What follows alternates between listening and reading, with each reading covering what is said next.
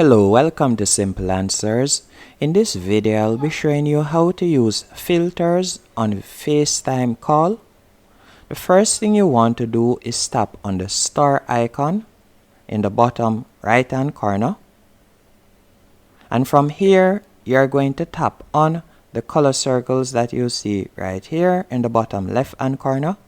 And you will see the filter options that you can choose from by simply sliding across. And once you have found a filter that you like, you can simply tap on it, and that's it. As you can see right here, there are numerous filters you can choose from. Once you have found one that you like, you'll simply tap on the X, and that's it. You can see right here. And when you want to remove the filter, you'll simply tap on the star again, and it will carry back your call to normal. Hope you found this video helpful and informative on how to use filters on FaceTime.